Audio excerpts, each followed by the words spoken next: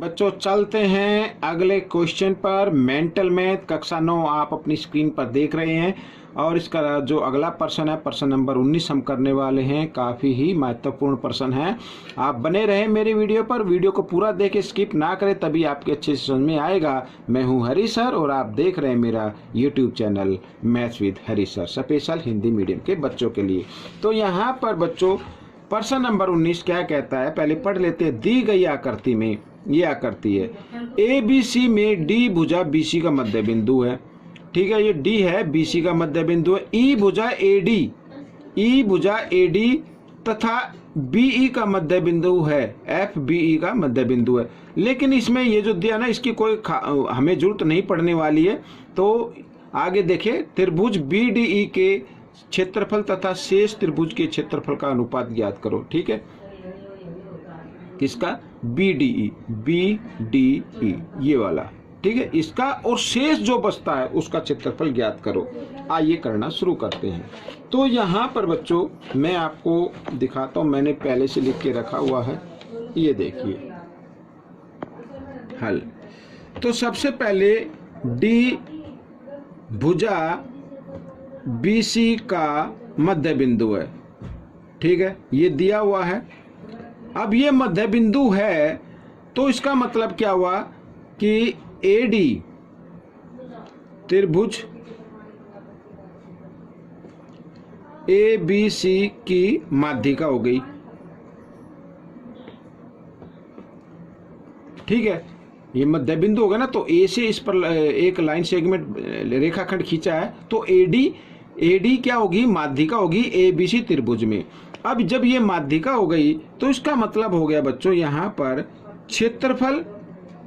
देखो, माध्यिका जो होती है त्रिभुज को दो बराबर क्षेत्रफल वाले क्षेत्र में विभाजित कर देती है। ठीक है, तो क्षेत्रफल यहाँ पर त्रिभुज ABD बराबर होगा क्षेत्रफल त्रिभुज ACD। ठीक है, इस तरीके से ये दोनों क्षेत्रफल बराबर होगा, ये वाला। समझ में आ गया? अब देखो बच्चों यहाँ पर, अब BEB क्या है? क्योंकि EAD का मध्य बिंदु है, यहाँ पर लिख देते हैं E भुजा AD का मध्य बिंदु है।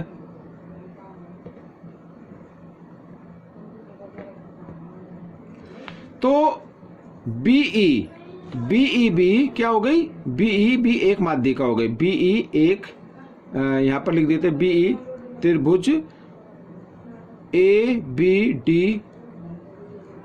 की एक माध्यिका है।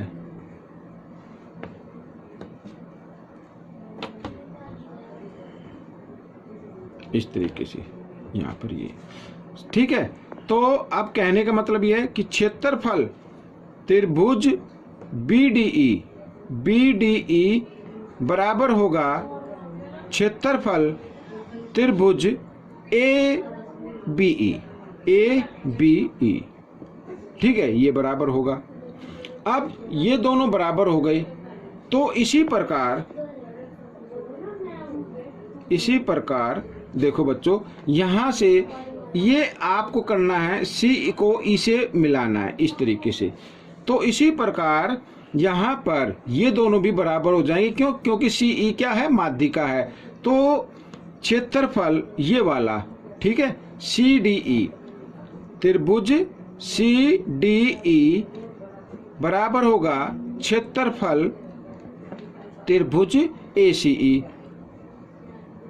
ठीक है, ये बराबर हो गया। तो ये दोनों बराबर हो गए, ये दोनों बराबर हो गए। अब हमें निकालना है कि ये दोनों भी बराबर है। अगर ये दोनों बराबर हैं तो ये दोनों भी बराबर आ जाएंगे। अब देखो बच्चों, यहाँ पर त्रिभुज BEC में ED एक माध्यिका है।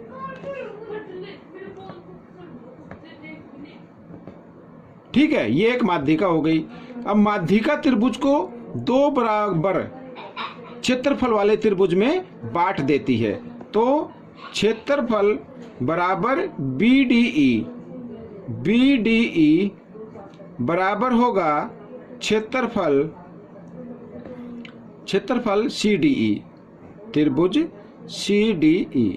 ठीक है, ये यहाँ पर ये बराबर होगा। तो समझ में आ गया। अब देखो ध्यान से, अब इसको देखो, ये दोनों बराबर हैं, ये दोनों बराबर हैं, ये दोनों बराबर हैं। जब ये इसके बराबर है और ये इसके बराबर है तो इसका मतलब ये इसके भी बराबर होगा। ठीक है, आइए लिख लेते हैं। तो क्षेत्रफल यहाँ पर चारों आपस में बराबर आ गए। ठीक है, तो मैं एक बार बराबर में लिख देता हूं, त्रिभुज ABE बराबर क्षेत्रफल त्रिभुज BDE। ठीक है, यहाँ पर बराबर क्षेत्रफल त्रिभुज ACE और बराबर क्षेत्रफल त्रिभुज CDE। ठीक है, ये हो गया बराबर। अब अगर यहाँ पर मैं इन सब को प्लस कर दूं, अगर ये देखो यहाँ पर ये चारों त्रिभुजक को अगर जमा कर दिया जाए तो ABC के बराबर आ जाता है। समझ में आ गया ना, ABC के बराबर आ जाता है। अब कहने का मतलब ये है, देखो यहाँ पर देखो, क्षेत्रफल हमें निकालना क्या है, क्षेत्रफल हमें निकालना क्या है, किसका, BDE, सॉरी यहाँ पर D लिख लेता हूँ, BDE। और शेष में क्या आ जाता है, देखो यहाँ पर मैं लिखता हूँ शेष, यहाँ शेष भाग कौन सा बचा, देखो ये BDE तो लिख देना, अब बचा ABEDC। ठीक है, आइए लिख लेते हैं, A देखो BEDC।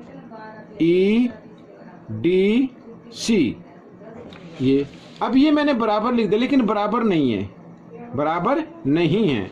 क्यों बराबर नहीं है, देखो यहाँ पर ये भाग मैंने निकाल लिया और ये तीनों भाग मैंने इधर लिख दिए, तो इसका मतलब CDE का क्षेत्रफल 3 गुना, अगर इसको CDE को 3 गुना कर दिया जाए तब इसके बराबर आ जाएगा।